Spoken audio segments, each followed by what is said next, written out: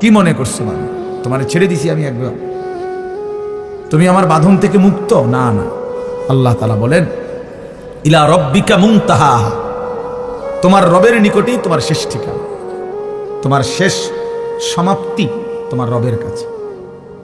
ইলা রব্বিকা ইয়াউমা ইদিনিল মুস্তাকার, আল্লাহ বলেন তোমার রব আল্লাহর নিকটেই তোমার প্রত্যাবর্তন স্থল। ইলাইহি তুরজাউন, আল্লাহর নিকটেই তোমরা ফিরে আসবে। ইলাইয়াল মাসির, আল্লাহ বলেন আমার নিকটেই তোমাদেরকে প্রত্যাবর্তন করতে হবে। ইলাল্লাহি মারজিউকুম জামিআ, আল্লাহর নিকটেই তোমাদের সকলের প্রত্যাবর্তন স্থল। তুরাদ্দুনা ইলা আলিমিল গায়বি ওয়াশ শাহাদা, প্রকাশ্য এবং গোপন সব কিছু জানেন সেই মহান সত্তা আল্লাহর নিকটেই তোমাদেরকে ফেরত আনা হবে। এইভাবে আল্লাহ তাআলা একটা আয়াত না, অগণিত আয়াতের মধ্যে এই কথা বলছে, বান্দা তোমার আমি ছেড়ে দেইনি, তুমি লাগাম ছাড়া না, তুমি মুক্ত না, স্বাধীন না, তুমি আমি আল্লাহর হুকুমের অধীন, তুমি আমার সিদ্ধান্তের অধীন। আমার ফয়সালা ছাড়া তোমার জিন্দেগির একটা হাত পাও, একটা নিঃশ্বাসও আসা যাওয়া করে না। আল্লাহ নবী সাল্লাল্লাহু আলাইহি সাল্লাম বলেছেন মানুষের প্রতিটা নিঃশ্বাস ভিতরে ঢুকে বের হয় তো আল্লাহ তাআলার কাছ থেকে অনুমতি নিয়ে ঢুকে অনুমতি নিয়ে বের হয়, আলাদা আলাদা, প্রত্যেকবারেই আলাদা আলাদা অনুমতি নেয়, অনুমতি নিয়েই ঢুকে অনুমতি নিয়েই বের হয়। তাহলে আমাদের একটি নিঃশ্বাস আমার আয়ত্তে না, আল্লাহ তাআলার হুকুমের অধীন, হুকুমের অধীন। এই জন্য কোরআন শরীফে আছে, মক্কাবাসী নবীজির কাছে জানতে চাইছে যে মুহাম্মদ বলো তো রূহ কি জিনিস। আমরা বলি না ওনার রূহের মাগফিরাত, ওনার রূহ চলে গেছে, এই রূহ কি চলে গেছে? কি গোশত পড়ে গেছে নাকি নাক পড়ে গেছে, না কান পড়ে গেছে, না আড্ডি পড়ে গেছে? কি হয়েছে? রূহ চলে গেছে মানে কি? লোকটা মৃত্যুবরণ করছে মানে কি? রূহ কি? আমাদের তো হাত একটা বোঝা যায়, যে হাত, এই যে নাক, এই যে চোখ, এই যে কান, তো রূহটা কি? এটাকে হাড্ডি না গোশত না হাত না পাও? তো আল্লাহ তাআলা উত্তর দিছে কুলির রূহু মিন আমরি রাব্বি, শোনো নবী বলে দেন আপনি বন্ধু যে পৃথিবীবাসী শোনো, রূহ হচ্ছে আল্লাহ তাআলার হুকুম, এইটাই রূহ। আল্লাহ তাআলার একটা হুকুম অদৃশ্য, এটার নামই হচ্ছে রূহ। আল্লাহর হুকুম হচ্ছে তো সব মেশিন চলতেছে, আল্লাহর হুকুম হচ্ছে তো এক সেকেন্ডে সব স্তব্ধ হয়ে গেছে, একই মুহূর্তে। আর হাতও নড়ে না, পাও নড়ে না, রূহ চলে গেছে। এবার আর জিহ্বারও কোনো স্বাদ নাই, কানেরও কোনো শ্রবণ শক্তি নেই। এমনি তো মানুষ অসুস্থ হইলে সব অঙ্গ একসাথে অচল হয়ে যায়, ধীরে ধীরে দুর্বল হয়, কিন্তু রূহ চলে গেছে, সবকিছু স্তব্ধ হয়ে গেছে। একই মুহূর্তে, একই সেকেন্ডে, এক পলকে সব ঠান্ডা। এবার আর লোকটা হাসেও না, কাঁদেও না, হাঁটেও না, বসেও না, হাতও নাড়ে না, পাও নাড়ে, চোখও খোলে না, জিহ্বাও খোলে না, আর কোনো কিছুর স্বাদও তার নাই। এজন্য আল্লাহ নবী সাল্লাল্লাহু আলাইহি ওয়াসাল্লাম বলছেন আকসিরু যিকরা হাদিমিল লাযযাত, তোমরা সব কিছুর স্বাদ মজা তোমাদের জীবন থেকে সরিয়ে দিবে, দূর করে দিবে যেই জিনিস, সেই মৃত্যুর কথা তোমরা বারবার স্মরণ করো, বেশি বেশি স্মরণ। মৃত্যু তোমার সব সুখ, সব আনন্দ, সব প্ল্যান, সব পরিকল্পনা, সব স্বাদ, সব মজা, সব ইচ্ছা আকাঙ্ক্ষা সব একসাথে স্তব্ধ করে দিবে। আল্লাহ নবী বলছে মৃত্যু এসে তোমারে থামাই দিবে। কুল ইন্নাল মাউতাল্লাযী তাফিরুনা মিনহু ফাইন্নাহু মুলাকীকুম, আল্লাহ বলেন হে নবী আপনি বলেন মৃত্যু থেকে তোমরা যেখানেই পলায়ন করো না কেন, সে নিজেই তোমাদের সাথে সাক্ষাৎ করবে, মৃত্যু নিজেই তোমার সাথে দেখা করবে, তুমি বলতে হবে না। লিকুল্লি উম্মাতিন আজাল, আল্লাহ তাআলা বলে প্রত্যেকটি জাতি গোষ্ঠীর, প্রতিটি ব্যক্তি সম্প্রদায় গোষ্ঠীর মৃত্যুর সময় নির্ধারিত। ফাইদা জাআ আজালুহুম, যখনই মৃত্যুর সময় আসবে, লা ইস্তাখিরুনা সাআতাও ওয়া লা ইস্তাকদিমুন, এক সেকেন্ড আর দেরি করবে না, আগেও আসবে না। এজন্য প্রিয় যুবক মনে করো না তুমি বৃদ্ধ হবা না। অমিনকুম মান ইউতাওয়াফা মিন ক্বাবলু, আল্লাহ বলেন আমি বহু লোককেই বৃদ্ধ অবস্থায় পৌঁছবার আগেই মৃত্যু দিয়ে থাকে। কোরআন শরীফের আয়াত। ওয়ামিনকুম মান ইউরাদ্দু ইলা আরযালিল উমর, আর অনেককেই আমি আল্লাহ তাআলা চূড়ান্ত বৃদ্ধ পর্যন্ত পৌঁছিয়ে থাকি। সবাইকে আমি বৃদ্ধ বানাই না, জন্মিলে বুড়া হয় না, জন্মিলে মরিতে হয়, জন্মিলে মরিতে হয়, জন্মিলে বুড়া হইতে হয়, জন্মিলে বুড়া হইতে হয়, বুড়া হইবার আগেও মৃত্যু হয়, শিশু কিশোর নওজোয়ানেরও মৃত্যু হয়। ইন্না যারআ কাদ তুদরিকুল আহাতু ক্বাবলা আন ইয়াবলুগা। হযরত হাসান বসরি রাহমাতুল্লাহ আলাইহি বলছেন, হে যুবক, মনে রেখো, অসংখ্য ফুল, অসংখ্য ফসল পাকবার আগে আগেই, পরিপক্ক পাকবার আগে, কাটবার আগে আগেই ঝরে যায়, ঝরে যায়। সব ফুল ফল হয় না, সব ফল পাকে না, পাকে না। যে পরিমাণ আমের মুকুল বাইর হয় ওই পরিমাণ আম হয় না, এর আগেই অসংখ্য ফুল ঝরে যায়। যতগুলো আম ছোট ছোট হয় অতগুলো আম পাকা পর্যন্ত বড় হয় না, পাকে অল্প কয়টা, ঝরেই যায় বেশি, ঝরে যায় বেশি। এজন্য ইমাম আল্লামা ইবনুল জাওজি রাহমাতুল্লাহ আলাইহি একজন বড় বুজুর্গ ছিলেন, উনি বলছিলেন, হে যুবক, তুমি তোমার মহল্লায়, তোমার পরিবারে, তোমার এলাকায় তুমি হিসাব করে দেখো তোমার বয়সী যুবক কয়জন আর এর সাথে আনুপাতিক হারে বৃদ্ধ কয়জন। দেখবা যুবকই বেশি, বৃদ্ধ কম, অথচ আনুপাতিক হারে কাছাকাছি থাকার কথা। আমার বয়স যদি, বা নওজোয়ানের বয়স যদি 20-25 হয় তোমাদের, তাহলে এই বয়সে তো, এই সময়ে, এর আগের মানুষগুলোতে এই সময় অনেক লোক ছিল, তাহলে সেই হারে তো 70-75 বছর, 60-65 বছরওয়ালা লোক কাছাকাছি থাকার কথা। যে আমগো বাড়িতে ছেলে আছে 30 জন, তো বয়স্ক মুরব্বীও তো থাকার কথা 26-27 জন, 20-25 জন। কিন্তু সবাই বলে যে হুজুর, এই চাচাই আর শেষ মুরব্বী, আর এই খালাই আর শেষ মুরব্বী, আর নাই হুজুর পুরা বাড়ি।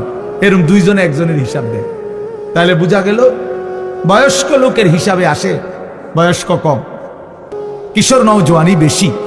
তাহলে এই বেশি তো সবসময় বেশি। আজকে 3 বছর আইয়া ফুলাফাইন বাইরে গেছে, এর আগে সব বুড়োই আসছিল, এমন কথা বোঝেন নাই কথা। এটা তো একটা আনুপাতিক হার, সবসময় একটা ধারাবাহিকতা আছে। তাইলে এই হিসাবে যে পরিমাণ নওজোয়ান, কিশোর, যুবক একটা বাড়িতে, একটা মহল্লায়, একটা পাড়ায়, ওর কাছাকাছি থাকবার কথা বুড়া মানুষ, অথচ ওর কাছাকাছি না, অনেক ব্যবধান।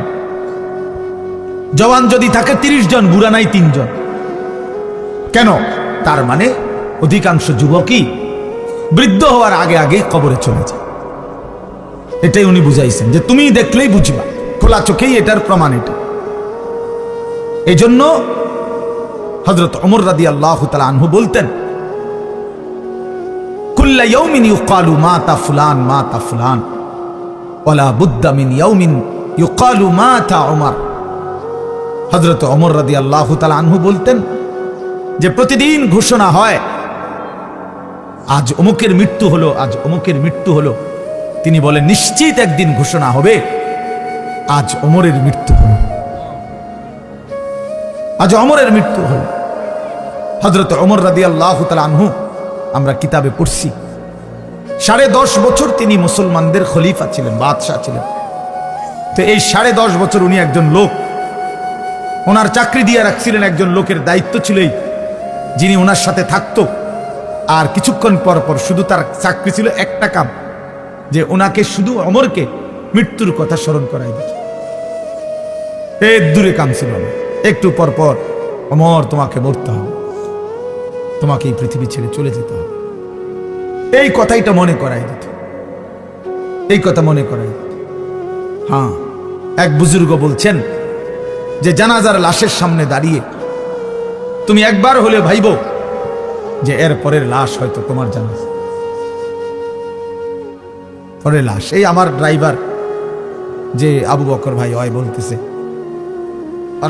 ওর আপন মামা মামি পরশুদিন সকালবেলা খেতে গেছে, শরীয়তপুর মাদারীপুর বাড়ি। তো ক্ষেতের পাশে আপনার কারেন্টের লাইন কেমনে মনে গোপনে লাগাইছে, যে খেয়াল করছেন, দুজনে একসাথে খেতে যাইতেছিল। আপন মামা মামি বয়স্ক মানুষ, কাজের জন্যই যাইতেছে খেতে, দুইজনেই কারেন্টের শর্ট করে একসাথে মারা গেছে, একসাথে, স্বামী স্ত্রী। আজকে জানাজা হয়েছে। কি আশ্চর্য পৃথিবী। গত সপ্তাহে ও সহ আমরা যশোর যাব, তার ওখানে থাকমু কোথায়, মানে রুম ঠিক হয়েছে। আমরা পদ্মার পারে, ও নিজেই বলছে হুজুর এখানে মাহফিলে আজকে না খাই, পদ্মার পারে ইলিশ মাছ দিয়ে ভাত খাবো। ঠিক আছে, আমরা অসুবিধা না, আমরা তো এদিক দিয়ে যাবো পদ্মার। এই সব প্ল্যান প্রোগ্রাম, গাড়ি তো উঠছে, গাড়ি চালাইতেছে, কিছু দূরে মাথায় খবর আসছে যে এর শাশুড়ি মারা গেছে, তো আবার ফিরে চলে গেছে। তাহলে মানুষ ভাবে এক, ফায়সালা হয় ভিন্ন, ফায়সালা ভিন্ন হয়, মৃত্যু এসে থামায় দেয়। এজন্য এই রাত গভীরে আমাদের এটা ভাবা উচিত। এই নীরবে একজন হলে একজন, আমি আগেই বলছি শ্রোতা কোনো সমস্যা না, কম না বেশি এটা কোনো, তারার মাহফিলে লোক হইছে, তারার মাহফিলে লোক হইছে না, না লোক হইলেই কি না হইলেই কি, এটা কোনো বিষয় না। 10,000 মানুষ হইলে সফল, 10 জন হইলে ব্যর্থ, এমন কথা কোরআন সুন্নায় নাই। মূল বিষয় হলো ফিকির, মূল বিষয় হলো পরিবর্তন, মূল বিষয় হলো সংশোধন, মূল বিষয় হলো আমার বিবেক জাগা, আমার অনুভূতি জাগলো কিনা, আমার ভিতরে কোনো অনুভূতি আসলো কিনা, আমি আসলে কিছু ভাবলাম কিনা। আল্লাহ তাআলা বহুভাবে ফাতাবিরু ইয়া উলিল আলবাব, এই যে কোরআন শরীফ আছে দোস্ত, আল্লাহ বারবার বলছে কথাটা, কোরআন শরীফের কত জায়গায় আছে, হে বিবেকবান ফাতাবিরু, উপদেশ গ্রহণ করো, ফিকির করো। আল্লাহ বলছে সবক নাও বান্দা, উপদেশ গ্রহণ করো বান্দা। আল্লাহ তাআলা নবীকে বলছে ফাকসুসিল কাসাসা লাআল্লাহুম ইয়াতাফাক্কারুন। আল্লাহ বলছে বন্ধু, অবিশ্বাসী, নাফরমান, পাপী, পেছনের যেই মানুষগুলোকে আমি আল্লাহ শাস্তি দিয়েছি, আযাব দিয়েছি, ফেরাউনকে, নমরুদকে, শাদ্দাদকে, কারুনকে, নূহ নবীর, লূত আলাইহিস সালামের, হুদ আলাইহিস সালামের জাতিকে, এরকম কত জাতি আমি আল্লাহ ধ্বংস করে দিছি, কত ব্যক্তিকে আমি আল্লাহ ধ্বংস করে দিছি। এই গল্পগুলো, এই ঘটনাগুলো আপনি আমার বান্দাদেরকে শুনান, লাআল্লাহুম ইয়াতাফাক্কারুন, যেন তারা ফিকির করে, ভাবে যে হায় এ কাজ করেছে যারা, তাদের পরিণতি ছিল এই, আমারও পরিণতি হবে এটা। আল্লাহ বলছে ফিকির, লাআল্লাহুম ইয়াতাফাক্কারুন। আল্লাহ তাআলা বলছে লাকাদ কানা ফি কাসাসিহিম ইবরাতুল লিউলিল আলবাব। প্রিয় ভাই, মনোযোগ দিয়ে শুনলে ভালো। আল্লাহ বলছেন লাকাদ কানা ফি কাসাসিহিম, পূর্ববর্তী জাতিদের ইতিহাসে ঘটনার মধ্যে রয়েছে ইবরাত, উপদেশ, লিউলিল আলবাব, বিবেকবানের জন্য, বিবেকবানের জন্য, যার বিবেক আছে তার জন্য। আল্লাহ তাআলা বলছে ইন্নামা ইয়াতাযাক্কারু উলুল আলবাব, আমার কোরআন, আমার সুন্নাহ, এর থেকে উপদেশ গ্রহণ করতে পারে কারা? যারা উলুল আলবাব, বিবেকবান। আর যে জীবন মনে করছে জীবন মানে ভাত মাছ চাল ডাল, পেশাব পায়খানা, ঘুম, যৌন চাহিদা পূরণ, লজ্জাস্থানের চাহিদা, শাহওয়াত, কামনা বাসনা, নারী ছবি, মদ জুয়া, জিনা ব্যভিচার, উলঙ্গ দৃশ্য, সুদ ঘুষ, বাটপারি সিটারি, 2 নম্বরই, এতটুকুই জিন্দেগি যে মনে করছে জীবন মানে এরই নাম, খোদার কসম সে বিবেকবান না, সে ইনসান না। ওই জীবন মানুষের জীবন না, ওই জীবন জন্তু জানোয়ারের জীবন, হাইওয়ানের জিন্দেগি, ওই জিন্দেগি জানোয়ারের জিন্দেগি। কোরআন শরীফ আল্লাহ বলছে এ যে কয়জন ছেলে বসছো বাবা, তোমরাই ভাইব, যে কয়জন বাবারা বসছেন আপনারাও ভাইব, হিসাব মিলাইয়েন, আপনারটা আপনি, আপনার হিসাব আপনি মিলাইয়েন। সাহিবুল বাইতে আদরা বিমা ফিহি, আরবি ভাষায় বলে প্রবাদ যে ঘরওয়ালাই জানে তার ঘরে কি আছে। আমি তো জানি আমার ঘরে কি কি মাল সামানা আছে, এই পৃথিবীর কেউ না জানলে কি হয়েছে? তাহলে আমার খবর তো আমার আছে, আমি তো কি পরিমাণ অন্যায় আর কি পরিমাণ ন্যায় আমার, আমি কতটা ভালো কাজ করছি মন্দ করছি, এটুকু বিবেক তো আমার আছে, আমার জানা তো আছে। এটা নিজেরটা নিজে হিসাব করে। হাসিবু ক্বাবলা আন তুহাসাবু, নবী সাল্লাল্লাহু আলাইহি ওয়াসাল্লাম বলেছে উম্মত তোমার হিসাব আল্লাহ নেওয়ার আগে তুমি নিজের হিসাব করে নাও। হাসিবু আনফুসাকুম। গতকালকে আমরা 14 গ্রাম যাচ্ছিলাম, আমাদের আগে গাড়ি বিশাল জ্যাম। কি হইল?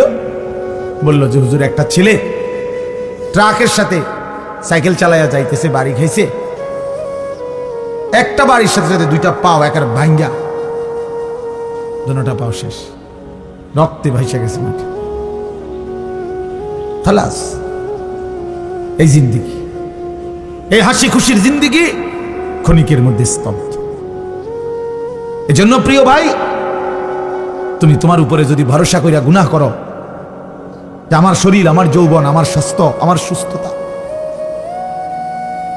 তাইলে ভুল করো, ভুল করো।